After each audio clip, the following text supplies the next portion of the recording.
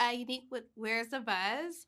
Gonna start off fun because your characters are very unhinged. What are elements You to think? make You think we're unhinged? the entire family? Yeah, I no, think we're it's just not misunderstood. What are elements to make a great villain?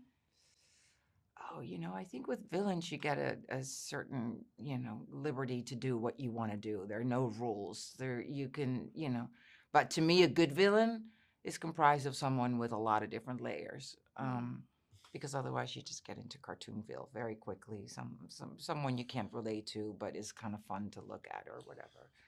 Yeah, a villain is, no villain thinks they're a villain. So you have to do a lot of work justifying in your mind, and finding parts of yourself that relate to the person you're playing, in order to humanize them and act it so it's not like Famke's saying, this two-dimensional cartoon. Yeah. And then also, in this case, it's a wild movie, so in my case, be funny, a little bit. You guys are definitely funny. And I loved how you guys just added this whole other aesthetic to who your characters were. Did you guys pull any inspirations from real life parallels, or did you just make them up in your mind of how you want to portray these characters on screen? I have an endless well inside me that I tend to draw from my characters. Yeah. I never go to movies or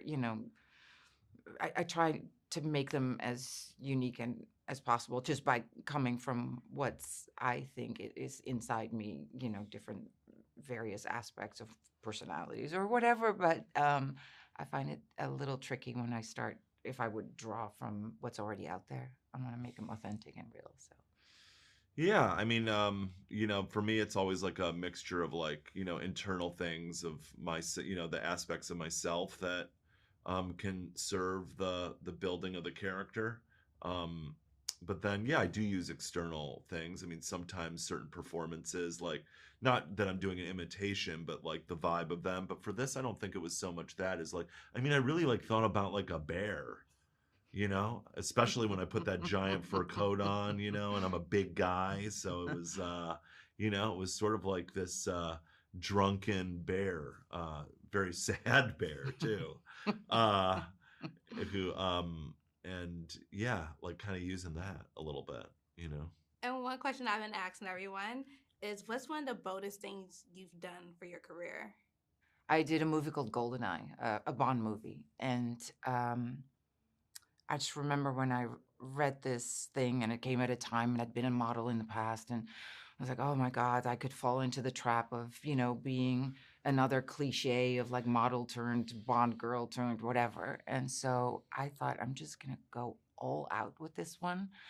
And so it just added all these things to the character of when she's shooting people, she becomes orgasmic and all of that kind of stuff. It was a bold move. It could easily not have worked and it could have destroyed everything, but it was I have nothing to lose. Let me just try. So I think that's my answer. Yeah.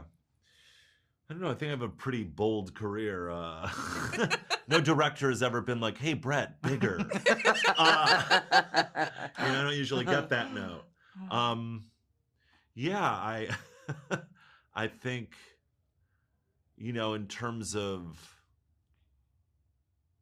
I mean, my monologue for Fleabag, when I had I had this big monologue, and I had Phoebe Waller-Bridge rewrote it kind of right before I did it. And I guess that felt bold, and being able to be like, okay, we're doing this, and not let the fear of, taking on sort of this monologue that, if you've seen the show, kind of completely sums up my character psychologically and humanizes him. So there was a lot of pressure in that scene. There's a lot of pressure in every scene. So, but it was a great experience for me to just be like, all right, no, I'm diving in. I'm focusing on this. There was no, you couldn't have an ounce of, is this not going to work? Even though you did. And then you use that.